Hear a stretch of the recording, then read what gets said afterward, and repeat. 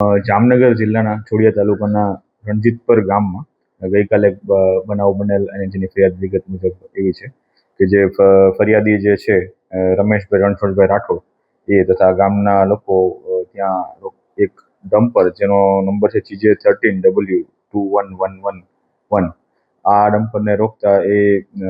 જૂની આજી નદીના સ્મશાન પાસેના ત્યાં જગ્યાએથી ખનન કરતા આવતું રહેતી એવું જણાઈ આવેલું હોય એમને, જે બાબતે ખરાઈ કરવા માટે ડમ્પર રોકેલું હતું. ત્યારબાદ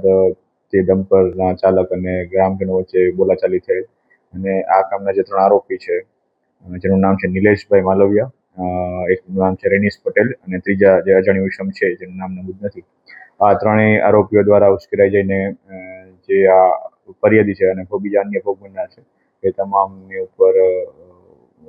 મારામારીનો બનાવ બનેલો હતો અને જેના આધારે ભારતીય ન્યાય સંહિતાની કલમ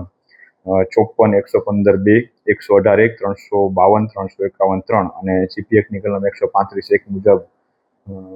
જોડિયા પોલીસ સ્ટેશનમાં ગુનો નોંધવામાં આવેલો છે અને હાલ આગળની કાર્યવાહી ચાલુ છે.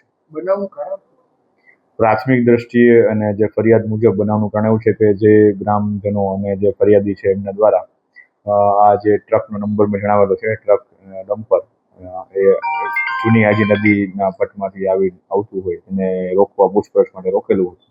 અને જે બાબતે ઉશ્કેરાઈ જઈને એ 3 વ્યક્તિ જે આરોપીઓ છે જેના દ્વારા આ હુમલો કરવામાં આવેલો છે એવું જાણવા મળેલું છે.